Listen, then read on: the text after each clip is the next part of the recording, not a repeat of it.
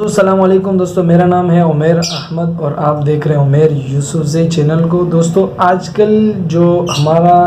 Topic ہے آج کا ویڈیو کا وہ یہ ہے کہ چائنا میں موجود مسلمانوں کی جو صورتحال ہے اس پر ہم بات کریں گے۔ تو چائنا میں موجود صورتحال یہ ہے کہ اس وقت مسلمانوں پر زمین تنگ سے تنگ تر کی جا رہی ہے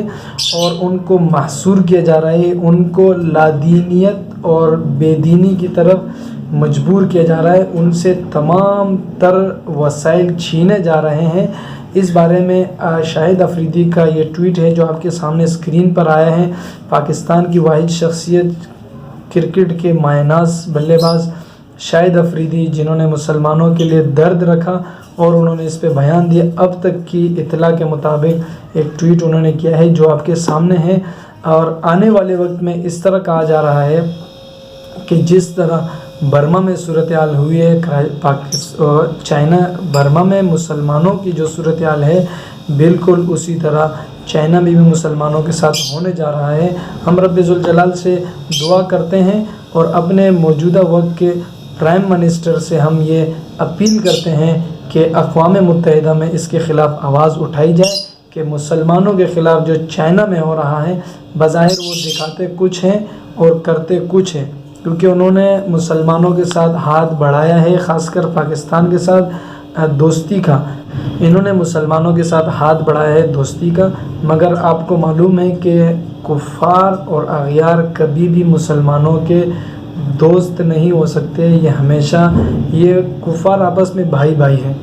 یہ مسلمانوں کے نفع کے لیے کبھی نہیں سوچ سکتے۔ ہر چیز میں ان کا پس پردہ کوئی مقصد ہوتا ہے اور کوئی بات ہوتی ہے جس کی وجہ سے لوگ قدم آگے بڑھاتے ہیں۔ تو ہم موجودہ وقت کے وزیر اعظم عمران خان سے اپیل کرتے ہیں کہ اقوام متحدہ میں مسلمانوں کے لیے آواز اٹھائی جائے، اور مسلمان جتنے بھی بڑی سطح پر اسمبلیوں میں ہیں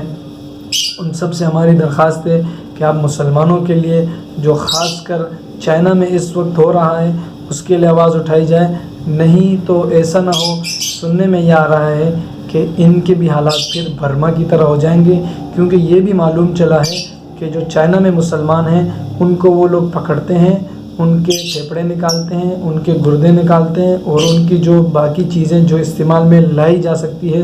وہ سب نکال کر وہ لوگ فروخت کرتے ہیں دوسرے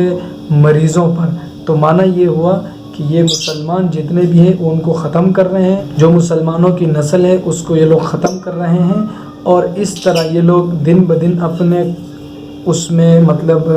اقدامات میں مزید آگے بڑھ رہے ہیں، کیونکہ ان پر کوئی آواز اٹھانے والا نہیں ہے۔ چائنا پر اس وقت آواز اٹھانی چاہیے مسلم ممالک میں سے خاص کر پاکستان کو، کیونکہ پاکستان کے ساتھ ان کے بہت تعلقات ہیں۔ اسی تعلقات کا فائدہ اٹھاتے ہوئے پاکستان کو چاہیے کہ ان کے خلاف آواز اٹھائی جائے یا ان سے مشاورت کر کے ان کو بتایا جائے، ان کو سمجھایا جائے کہ آخر آپ مسلمانوں پہ اتنی زمین کیوں تنگ کر رہے ہو۔ تو دوستو آج کی ویڈیو یہیں تک تھی، ملتے ہیں نیکسٹ ویڈیو میں، تب تک کے لیے اپنے بھائی عمیر یوسفزئی کو اجازت دیجیے۔ اللہ نگہبان۔